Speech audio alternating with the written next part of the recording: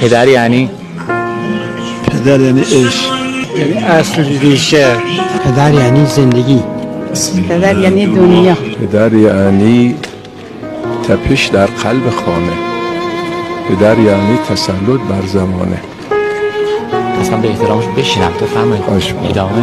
پدر یعنی تسلی وقت اندوه، پدر یعنی تو دادی تکیه بر کو. پدر یعنی پدر یعنی عشق.